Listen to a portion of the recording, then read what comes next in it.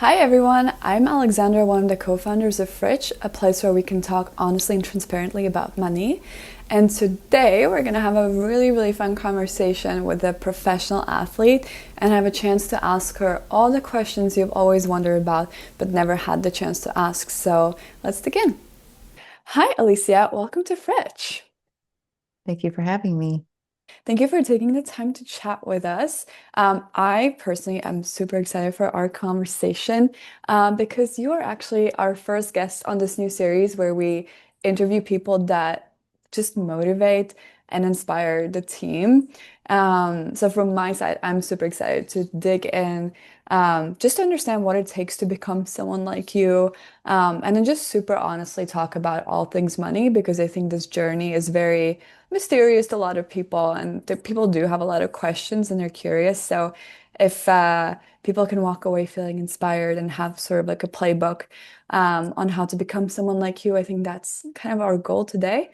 Um, but before we start, for the very few people that might not know who you are, so Alicia, aka the Bomb, you are the undisputed super featherweight world champion in women's boxing, and earlier this year you signed with Jake Paul's company, Most Valuable Promotions, and then in July you had a boxing match that was streamed on Netflix, which I think is such a huge win and such a huge deal for women's boxing and just women's sports in general.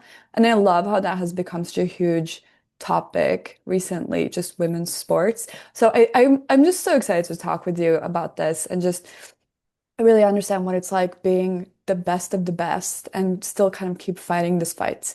Obviously, you are really busy and have a lot going on and have to balance a lot of responsibilities. I obviously have my reasons why I'm excited to talk to you, but I'm also curious to just hear from you. Why did you choose to have this conversation? Like, what about talking honestly to people about money excite you? Like, why are you here basically? Honestly, I think it's important that people know all walks of life when it Hmm. comes to athletes, entrepreneurs, content creators, farmers, whatever it is. We all have our own story and our own way of how we make our income and what that looks like for different people. For me, myself, being in a sport like boxing, we have broken many barriers to be at a point where we can break that glass ceiling when it Hmm. comes for women to make, you know, a living, being able to do this on my own and not have to work a job like most other athletes, women athletes have to do sometimes. I'm in a great position that I can have this focus on just boxing. Wait, am I understanding correctly that female athletes, like pro athletes, have to do side jobs just to kind of stay afloat? Yeah, I mean, in my particular sport of boxing, that's what I had to do early on in my career. That was if that was being a server, or if that was working in a nursing home, that's what I did. And I also trained on top of that. And up until I was able to establish being with a promoter who was able to cover certain expenses, I was able to focus completely on training and not have to clock in into a job. And so my full focus was on training. How long did it take you for you to reach a point where you could just be a boxer? Yeah. Well, when I turned professional, I was still working. So I would say up until 5 years from Oh, when I wow. started transitioning into a pro career and like what that looks like and the setup. It took some time. Could you maybe talk us through like what is it that like what kind of a cost goes into training to be able to make money off of boxing as a career? Yeah, I mean, we have to take in consideration where I am in my career. I'm at the top of the food chain, becoming the undisputed world champion. You have to make sure that you're putting those expenses and great training into play when it comes to preparing for a fight. So, I mean, 50,000 is just like the minimum of starting when it comes to having a training camp. You have your chef, you have your training partners, you have your other trainers, you have their expenses. Like it gets really costly, but it's worth it because the type of training that I'm doing at this stage in my career costs more, and those expenses just continue to rise. So I would say a good 50 to 80,000 could be a starting for a training camp, depending, that could be on the lower end. How long does it usually last? Yeah, so it could be 8 to 12 weeks of training depending Hmm. on the type of fight, the length of the fight, where the fight's going to be. Those type of factors matter when it comes to sorting your expenses, when it comes to having the training camp that you need. Right. And in the early days, like what were the numbers back then for you to just even, because now you said, you're kind of the biggest of the biggest, so you obviously have to put in more resources to stay up there. But what were the numbers like in the beginning? Yeah, I mean, I was grateful enough to have sponsors at that point. As a fighter, as an athlete, it was important to get sponsorships to cover certain expenses. So, on the lower end, it was maybe like 2,000. Like I was Mm. able to do something with that, maybe 3,000. So it all Oh. depends on the stage of the career that you're at. Well, that actually brings me to one thing that I really wanted to talk to you about. Because I think a lot of people don't realize that being a pro athlete is not just like your sport. You're kind of like the CEO of your own business. Like you're turning yourself into a business. Um, sort of in a way, right? hmm So there's so many different things that you have to do to become the bomb, like it's not just you going to the gym every day. Um, how did you even like maybe we can start with what you mentioned. How did you start even approaching those early sponsorships? When you step into the space of boxing, you are your business. You are your promoter. You are your fan. You are the fighter. You are the hater too, if need be. But it's important that we take these elements and put them together because boxing is, again, just its own sport. It doesn't have a league, it doesn't have Hmm. a bigger entity running it. You have these smaller entities running the space in boxing, and you are the main denominator. So as a fighter, I have to make sure that I'm putting together my own camp, my own trainers, everything that is going to go hand in hand that's going to work for me to be the most successful when it comes to the training camp and come fight night. I have to make sure those things are in order and obviously just building that team to help around that. But it's important that you lay the foundation first. And it's taken years for me to do so. I've had bad contracts. I've had lost a lot of money, gained a lot of money. So one thing about boxing, you never cry over spilled milk, to say the least, Mm. because once it's spilled, you clean it up and you keep moving forward. You mentioned something that I thought was interesting, where obviously you've had some good contracts, some bad contracts. Um, maybe you can tell us a little bit more about some like hard learned lessons of how do you like now, how do you approach these contracts? What were maybe some tough lessons you learned there, and what are some things people should in general look out for? Yeah, I think it's important that people know how to read contracts, right? Yeah. I know it seems very simple, but there could be language in there that can really hold you back as a fighter, as a business person, not knowing what you're signing. And a lot of fighters are just wanting to fight. They want to get out there, they want to win some money, but they're not looking at the back end of things and how this contract is actually structuring your whole career and how you can be in the hole for 3 to 5 years and maybe even on the shelf and not fighting for Mm, plus years because you signed a contract and maybe that contract was holding you out to fight a year later. There's no money coming in, those types of things. So like I said, I was trial and error for me. I've signed a few bad contracts because I didn't have the right representation around me and to mhm, to be very knowledgeable on, okay, what is this actually asking? What is this actually saying?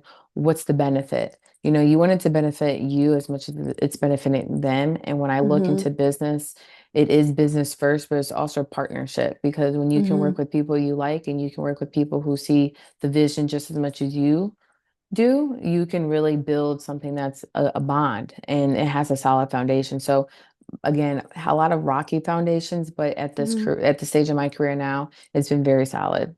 Yeah. And then you mentioned that, some bad contracts could put you on the shelf and not allow you to fight. I think so many people are actually curious, how do boxers actually make money? Like, is it that you just fight for the prize money, or how is that usually set up? Yeah, I mean, there's many ways to go about explaining it, but ultimately your status of who you are. Again, this is the entertainment business. It's how you represent yourself, how you are promoting yourself. Boxing is promotion. No Mm-hmm. one's going to know you if you don't promote yourself. So what Mm-hmm. I've been able to do in my career was promote myself and be my biggest fan. If that's being very social on networks like Instagram and Twitter Mm-hmm. Mm-hmm. and TikTok and those things, there's a social world that we live in. If that's doing meet and greets, if that's popping up into the community, doing community events, you Mm-hmm. want people to know you. And you want people to know you outside the ring too, not just Mm-hmm. who you Mm-hmm. are as an athlete. That it's important that people know me not just as a fighter, but also as a businesswoman who's building this collective Mm-hmm. um, as a fighter inside and outside the ring. So I actually wanted to ask you on this topic. We're now seeing that, female athletes are asking for equal pay and for fair profit sharing. What does that mean for you, and how does that look like in boxing? Because I think we don't really hear that much about in boxing, but maybe you can share a little bit more about like what's your journey there?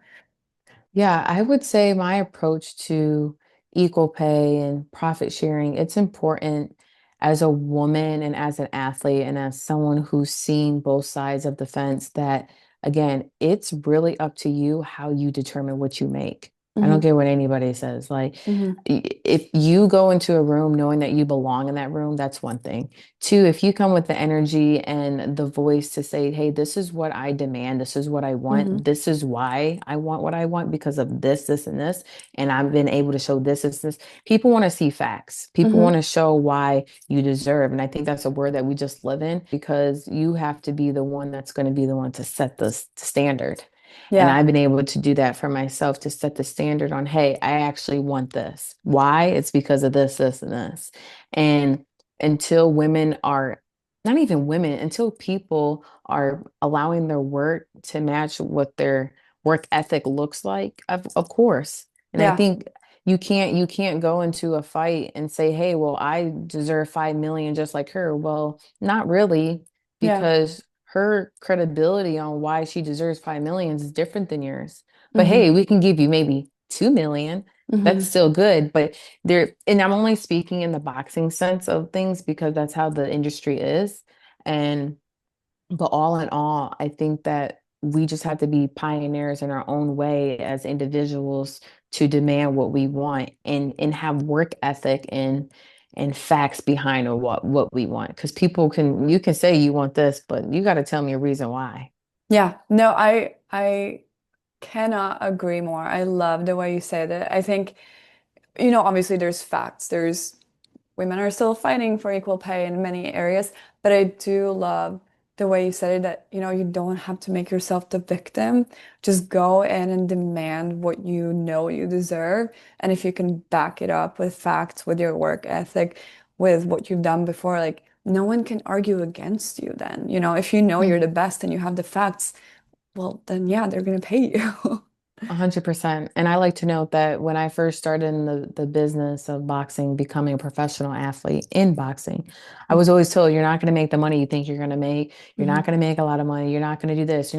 I could not stand that because I know as an individual, I know as me, I'm like, I can't even take that in. I don't need your validation to tell me what I can. Right. Don't put limits on me. Okay. So like it was always a thing, well, I can show you better than I can tell you, but my work ethic allowed me to showcase what that looked like. And now at the stage that I'm at, I've been able to demand that and I've been able to get to have that. Yeah. Where do you think that motivation comes from? The motivation comes from by not accepting no. And if it Yeah. is no, okay, well, we're gonna redirect and try it again. I think that I have a warrior mentality. I have a mentality that my dad instilled in me that nothing's ever going to be handed to you. And if it does, you better know it's going to come with a price. And you Oh should yeah. always know that the more work that you put in, that's the more respect. That's why you can love what you do because you know you did it at the end of the day. I think there's so many people that are so afraid of hearing no. Like, for example, when we were starting our business, there were so many investors that just say no, no, no, no, no all the time. And, you could just be like, oh, well, I give up. Like, they're saying that this is bad, it's not going to work.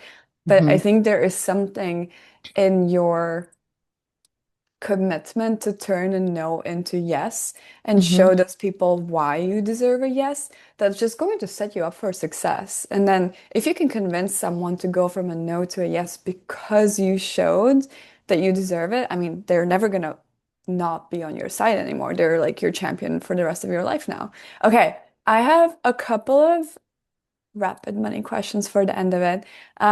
You mentioned in the very beginning that a lot of athletes, even when they're already pro level, still have to do ad hoc jobs. And you mentioned that you've done some service jobs and you worked at a nursing home. What are some Hmm. other random jobs you've done? That's a great question. Honestly, I would say my first job was working at Little Caesars.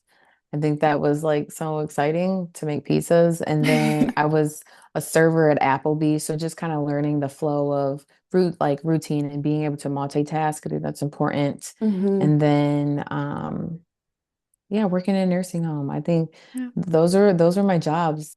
Yeah, I think it's so interesting because I feel like the way people perceive boxers is not really caretakers, right? Or Right. like service Right. people. So Hmm. it's interesting the dichotomy between the two lives you've lived almost. Or like you would do this job and then after your shift you would go and like train for your boxing matches. Yeah, it's definitely different. That's so funny. Okay, next one. When was your first big check?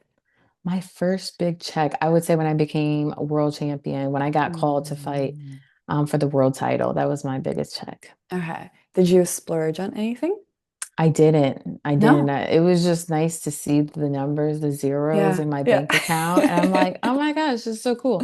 But Yeah. yeah, Next one. What is your, I mean, I feel like you're gonna have so many answers, so you can go through your list, but what's your best money habit? my best money habits. Ooh, that's a great one. Well, one, I think building your credit is important. I've learned that just coming out of college and knowing how important it is to have credit, right? So I have a Yeah. few credit cards. I think it's Nice. important to have more than one bank account. Yeah. I think it's also important to have a financial advisor. Think it's important to have a great tax lady as well, who also helps with financial advising, and saving, Hmm. saving and also spending. I think growing up, I didn't have, income like that. I've learned to save my money as a young kid. Like, Hmm. oh, I got $10 here, $20 here for Christmas, and I would just save my money until I Hmm. could buy a big purchase. So now as an adult, I know how important it is to save money, but also not just hold it and like hoard it and feel like, oh, I can't spend anything. No, I might spend 10,000 and be like, okay, well, I'll get it back. Yeah, I that's, don't, I feel like that's the right mentality, right? Like money's here to obviously be mindful and, ensure your safety for your future, but like what's the point of money if you're not gonna enjoy it a little bit? literally. Yeah, wait, that is actually an insanely polished answer that you start with the importance of a credit score. That is so unexpected. How did you have like any really tough money lessons early on straight out of college, or how did you just land on that answer? Yeah, absolutely. I mean, having an older sister who's kind of had to go through the Mm, trials of debt and going to college and all those things, mm, she's helped implement a few things. Definitely had some money times where I'm like, dang, when am I going to get my next $10?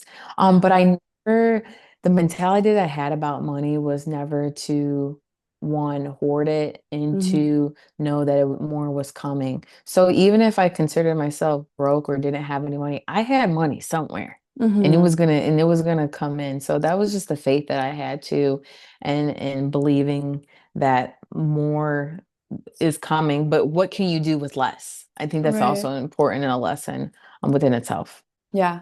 And you mentioned that really important for your money habits is that you have a financial advisor. What is something that kind of helped you change your mindset after getting a financial advisor?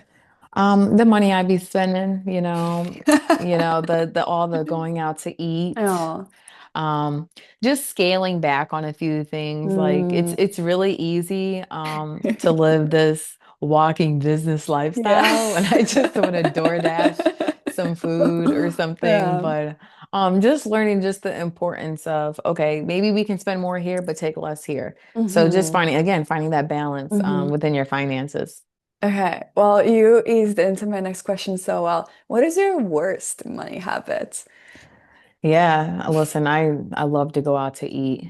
Mm. I just love to spend money. I even like to give money. Like if I wanted to send someone $100, like, oh, here, go do this, go do that. Oh, Because like $100, like I remember $100 being so much to me. I mean, it yeah. still is, right? Right. But like 100 is like $1,000. And then when $1,000 turns into 2,000, you're like, okay, maybe we can spend a little more. So it's just like Yeah. those like little marks in life where you appreciate the small amount. And Yeah. even like knowing how you can break those, how you can stretch a hundred Yeah. dollars. If I had $100 to my name, okay, how can I stretch this for 2 weeks until I get paid? Like Yeah. that's a skill within itself too. Yeah. Yeah, I think it's super interesting, especially, I mean, obviously all of us kind of get the like lump sum thing when we get our paychecks, but I feel like for you especially it's so much more obvious because you get these like prize monies like once in a while. So you really have to be so mindful to make sure that you get this prize money, you obviously believe in yourself and you know you're gonna get the next one, but like you don't actually know. It's not like a Yeah. paycheck.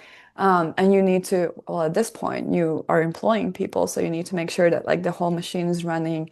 You need to Hmm. make sure that you have a system in place to just make sure the money stays and it goes in all the right directions. Yes. All right, cool. Well, that was all from me. Anything else you want to mention before we wrap up? Well, nothing that I could think of. No? Thank you.